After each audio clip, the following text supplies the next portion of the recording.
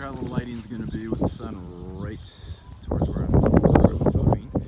But there it is. That was the goal for 11 a.m. this morning. Ryan and I get that arch in there, and it's now, I don't know, 5:30, something like that.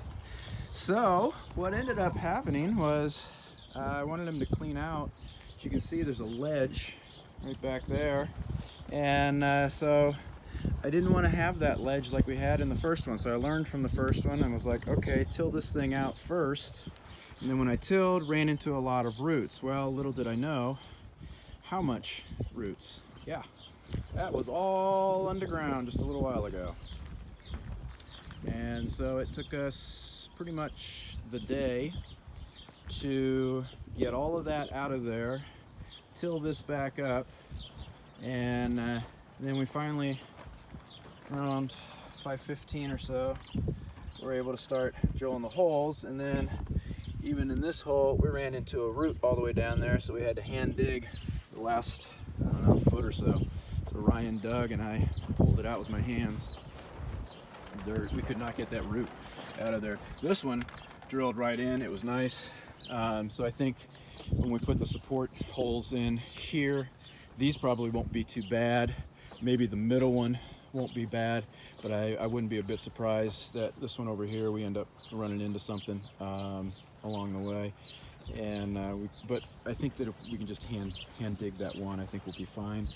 So I'm not really too worried about that. And I think that this hoop house is going to be a lot easier to get the posts dug into, because I remember this side of that hoop house was a lot easier for the auger to do the holes than the other side. We ended up, it was really hard over there and ran into a lot of roots and stuff. So this side's going to be a lot easier, and I think this side will be a lot easier. Ryan had a fantastically ingenious idea.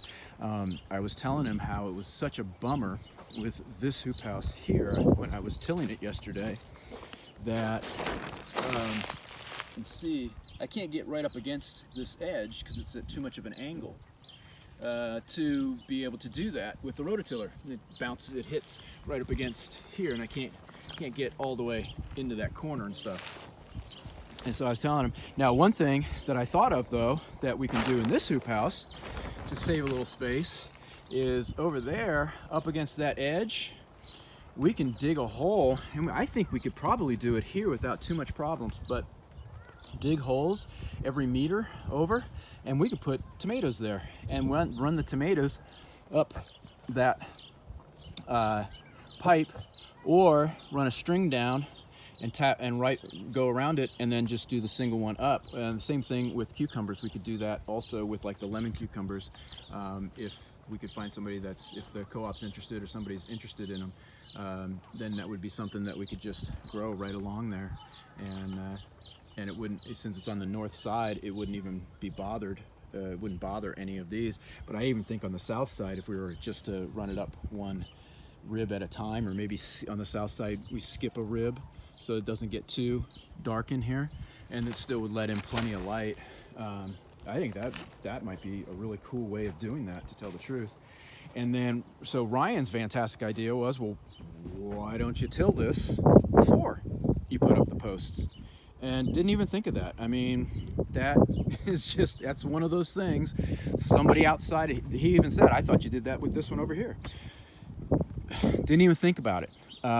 So yeah, we already marked off all the arches and everything, but you know, so what? He and I talked about it. It's no big deal to run the landscaping tape right back here and run it back over there and do the markings again. When this all gets tilled up, it's now usable tillable space.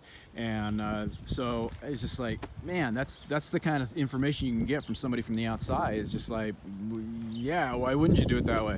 Because I'm completely not thinking that way, that's why.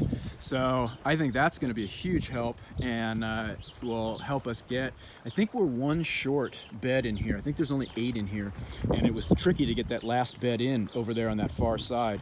So this will be interesting to see if we can get the full 9 beds in this one by doing that ahead of time, by doing the tilling ahead of time, because then we can just rake the bed and make the bed that way. I have a feeling, both Ryan and I were talking, I have a feeling that this hoop house right here and the one that's going to go in right there, I think they're going to be two huge producers, because this soil here is really where the animals hung out a lot, and it is completely different than what was going on back in that corner back over there.